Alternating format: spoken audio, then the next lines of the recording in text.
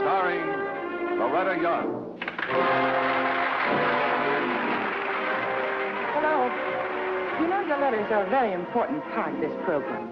And tonight, for instance, they have brought about the meeting of a hulking, handsome 6'4" cowboy and a sheltered, shrinking 5'4" violet. Dora. Oh, yes, she's coming. She has a lively interest in the subject. Yes. Well, goodbye.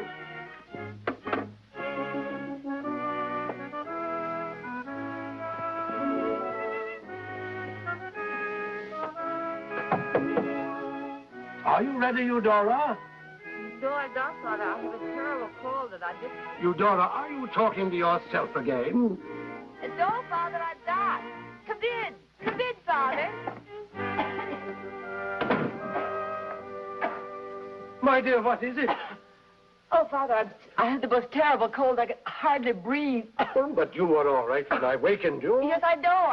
It came on me all of a sudden. Oh, good gracious. I'll call the doctor, yes, and then I'll tell Beatty to make other arrangements for transportation. Oh, no, Father, don't do that. No, I've got a fever as they see feel. It's just that if I went, I'd just feel so miserable. Oh. But you have to be there. You have the first lecture. I can't go away and leave you like this. Oh, Father, I'll be fine. Just fine. No, but I can't leave you in the house alone. Oh, Father, I'm 20 died. Remember? I know. I'll call your cousin Marion and ask her to come and stay with you. Oh, no, Father, no. Don't do that. I'll take care of everything. I promise you I will. Dr. Beatty's waiting for you. You better go, Father. You'll be late. Yes, it's a 114-mile drive. It'll take at least 4 hours. Yes, I know it will. Yes, now, you be sure and call Marion. Yes, Father, I will. Yes. I will. Goodbye, my dear. I hope you'll feel better soon. Thank you, Father. Yes, goodbye. Goodbye, Father.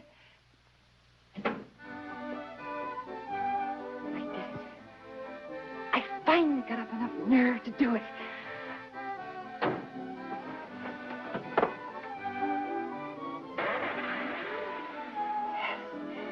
There he goes. And I don't have to go to the seminar.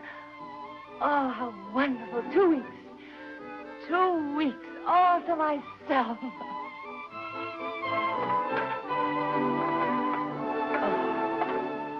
14 days to do just what I want to do. 1, 2, 3, 4.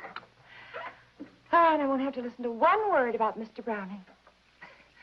Poor father. Grow old along with me, for the best is yet to be. It's all right for you, Mr. Browning. You had Elizabeth, but I only have Father. And I don't want to grow old with Father. Now, who should I call? Miriam? No, that'd just be more of Father's talk. I know. Johnny. No, after the way Father sneered at him. Probably wouldn't even talk to me now. I could call Joe at the library. Oh, no. That wouldn't work either. Library thinks I'm at the seminar. Seminar thinks I'm here sick. Here I really am. Talking to myself again. My, how that annoys Father. I wish I wouldn't do it.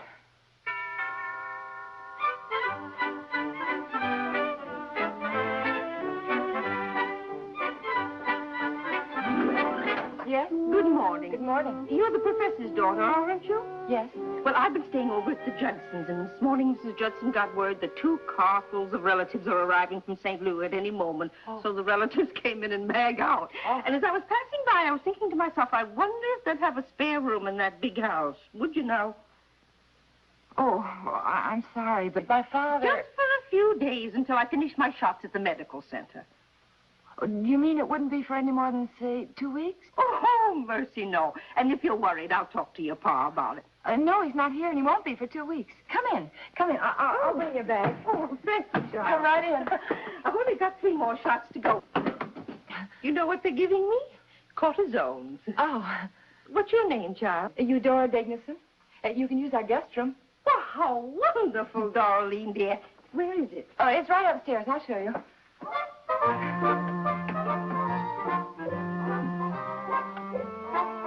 I don't hold with a lot of trappings on a trip, but I do like to have my family around me. Oh, is that your family? Mm-hmm, that's them. Oh, they're sweet. Is that a recent picture? No, Darlene, no. They're all grown up now. Oh. The 2 girls is married, and that boy is my nephew, Andy. Oh. You got any brothers or sisters in this big barn of a house? No, it's just Father and me.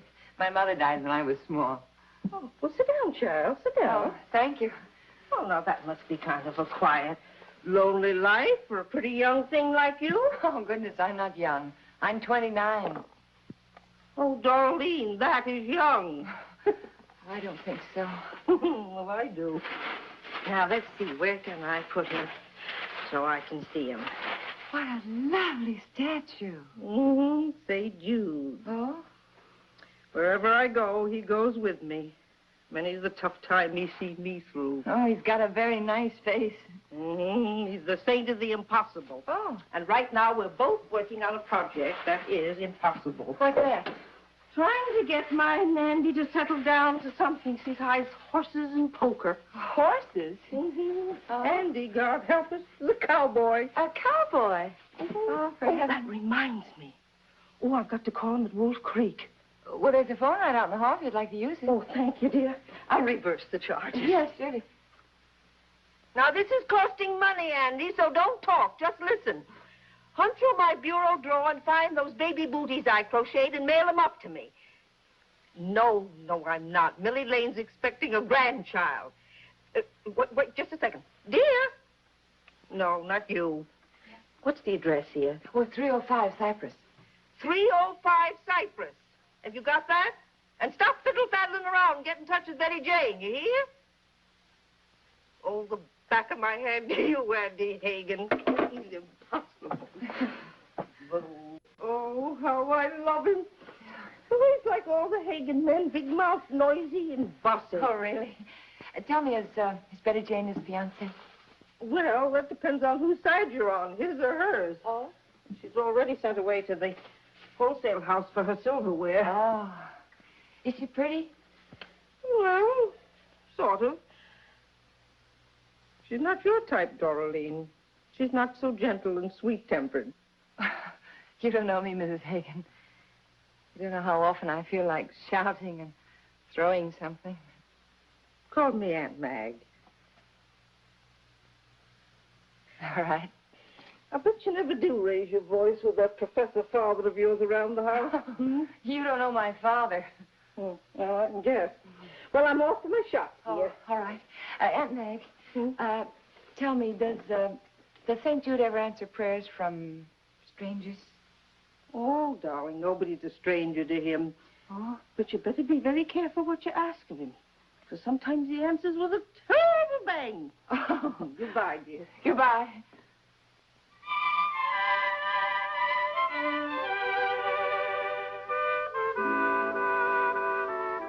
I don't know. Maybe you think it's silly that a 29th birthday should loom ahead like a tombstone. But you wouldn't if you were me and had a father who scared away every beau who's ever looked twice at me. Do you think that you could possibly do the impossible for me in 2 weeks?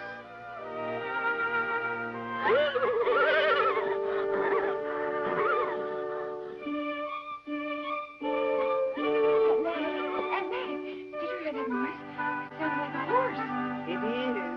Well, who'll be bringing a horse here? Somebody that's got a horse, and it's 4 o'clock in the morning, and that narrows down the field. That's him. Come on, Darlene, before he wakes up the whole neighborhood. But Aunt Meg, come on. First is the shouting, and then comes the shouting. Oh, Andy. Mag, grab that package before it drops. It's breakfast. And I got us some fries, too. Oh, I could smell them brown in the skillet the whole last 60 miles. Andy, you've been in one of your fool rodeos. Oh, I could wring your neck. Not before I give you a kiss, Andy, dear.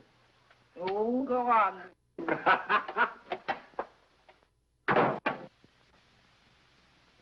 No, I can't leave you out. You're a pretty one. Well, don't just stand there, Angel. Do something with these chickens, will you? Mag, you should have seen Don Quixote. He rode that new horse trailer just like it was a baby buggy until he got here. Then he started to kick the sides off. Must be an old maid's dream.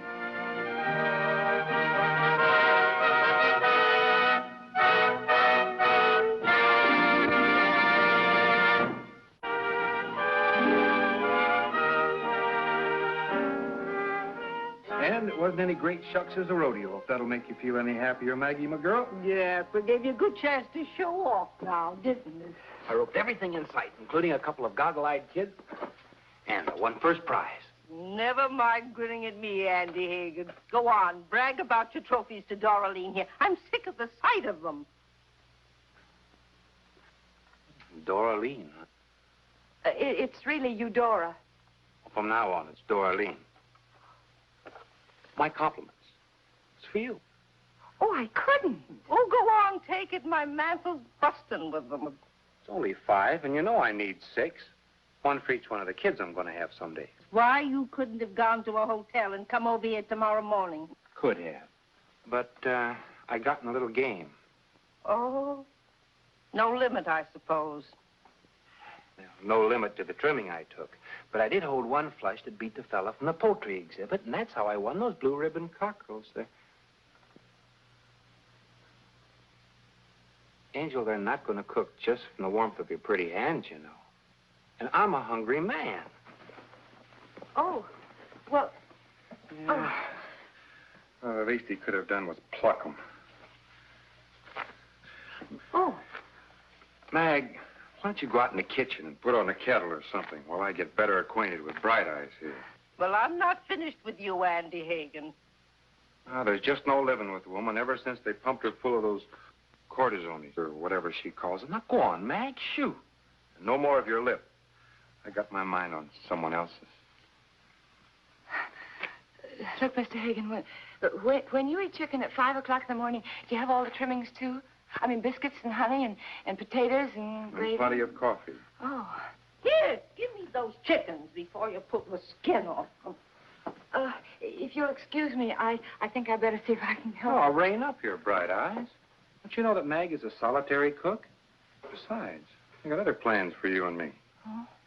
Oh? Aiming to keep these as a souvenir? No, I just didn't know what to do with them. Oh, well, may I have them? Yes, surely. Thank you. Hey, I brought some records along. Always carry my own entertainment with me. Oh.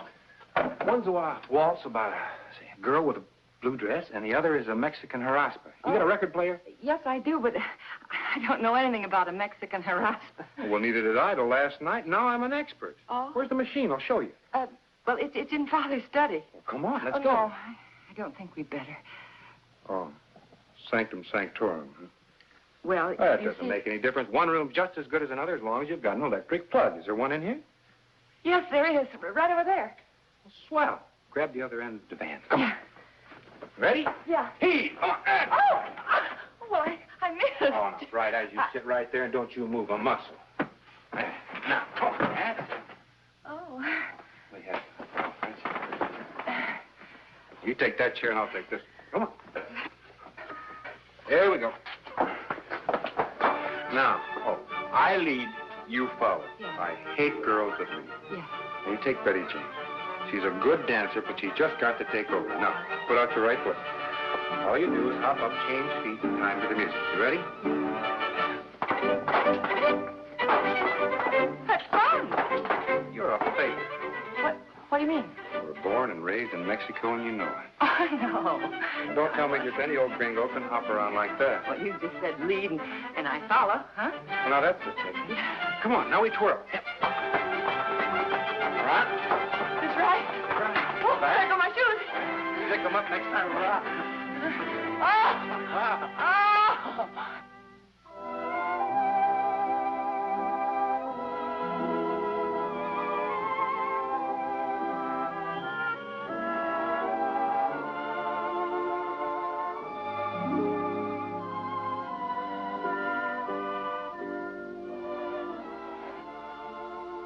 What was that for? When I was a little boy, my mother used to kiss me awake. Said that was the best way to greet the morning. Oh. Is it morning already? You know, you look pretty good in the morning. Hi. Oh. I'm afraid I need to shave. It's an old habit. Never shave before breakfast. Hey, that reminds me, I haven't had dinner yet. Hey, Mag, come on and bring it. I'm starving. You like fried chicken? nothing better for breakfast. Ah. You outdid yourself, May. You know, I feel human again.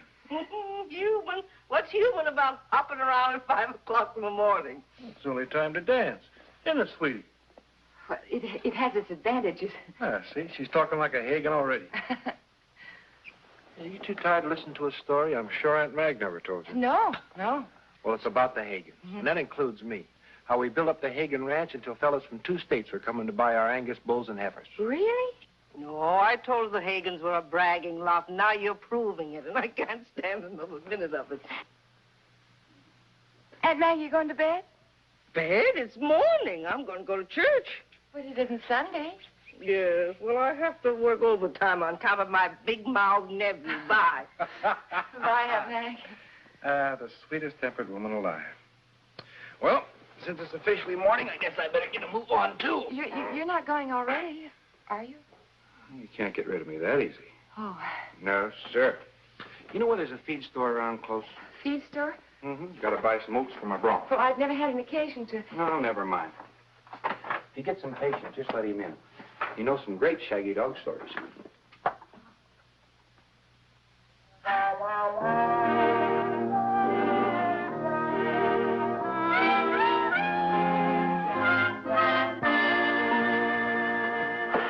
Very long, did it? Oh, you look prettier than a spring morning in the piney woods. Oh, thank you. You expecting company? Oh, I know.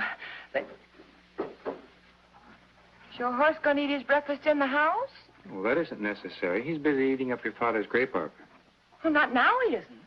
Honey, I know Don Quixote. He's got an appetite like a horse. There's hardly a leaf left, and he's still hungry. Yeah, I know. And now he's eating Father's potted plants. See, look.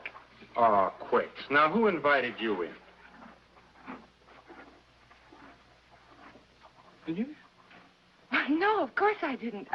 Shame on you. Now, where's your table manners? Andy, do something about him, huh? Don't worry about him, honey. He's harmless. He just knows that it's breakfast time. Oh? I couldn't find a feed store, so I bought out all the cereal at the corner grocery. Oh, I see, yeah. Angel, could you find me a bucket? We'll find out if he likes cornflakes. A bucket, huh? A bucket. Yes. Isn't she wonderful, Quicks? Huh? Come on, let's get out of here before we ruin our reputation. Come on, back.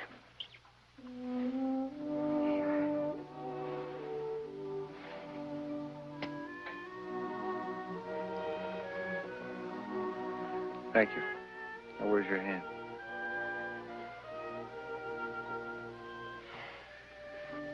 You know, it was getting awfully lonely over here. Oh. All the years Quicks and I have been riding the rodeos, looking over the pretty girls. Then one day Aunt Meg opens the door and, there you were. No makeup on, no bathrobe, and your hair every which way. It was a dressing gown. Well, that's your opinion, Sassy. I got mine. But I always did want a girl with brown hair and have a heart in her voice.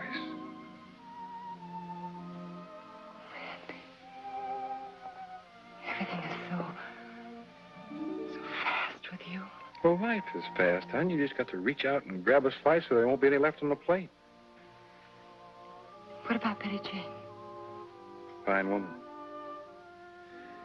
She thinks I couldn't live without her. I want a girl who can't live without me. And don't change the subject now. We were talking about you. Oh. Now, you just go right ahead and talk. You tell me all about you. Well, where should I begin? Anywhere. You know, next to having my back scratched, I just love a pretty voice.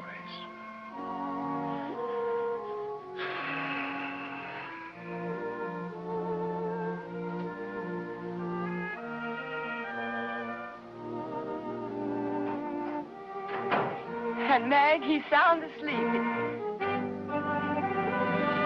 Father.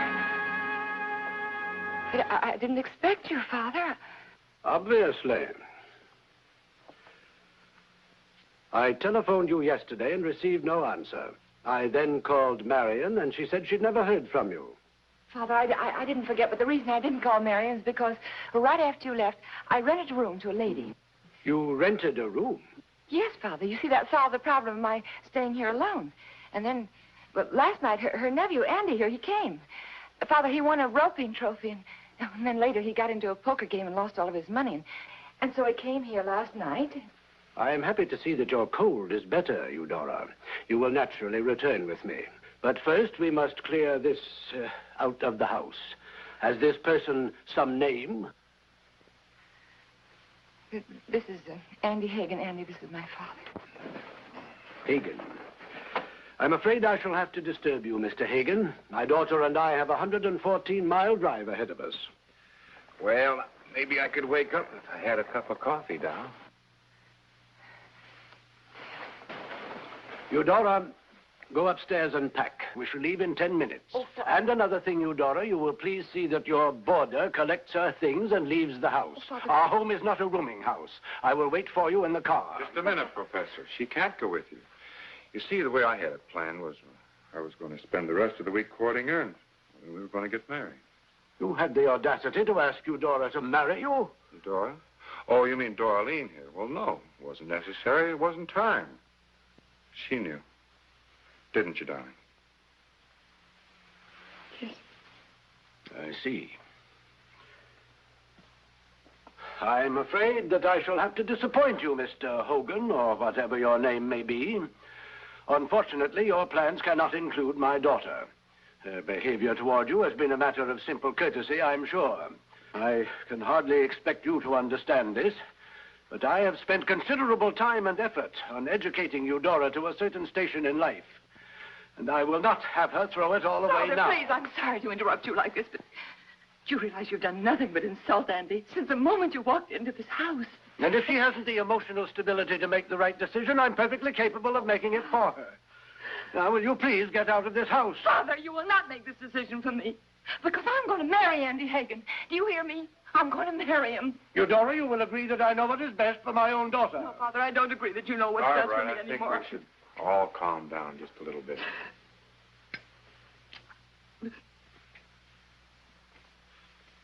You see, we both love you.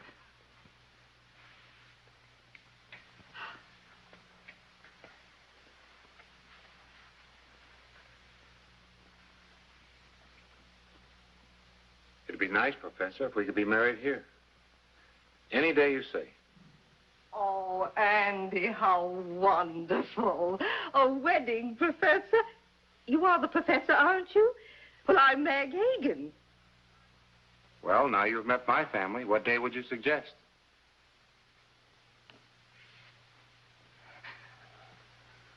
I'll be lecturing until Friday. Oh, now, don't you worry. I've married off 2 nieces already. I'll get Darlene ready, and then you can come back home after you've finished your speeches. Saturday's a good day for marrying, wouldn't you say? Oh, Darlene, do you have your mother's wedding dress? I do think it's nice for a girl to be married in a mother's wedding dress, don't you? Yes, I do. Don't you, Father? Yes, I guess that might be appropriate. Oh, Father. Oh. You know, Eudora, your mother was just your age when we were married. Yes, I've often thought 29 was a suitable age for the wise choice of a mate. Do you, Father? Do you know something else? I think just now I'm beginning to realize what Mr. Browning meant when he said, grow old along with me, for the best is yet to be. Oh, Andy.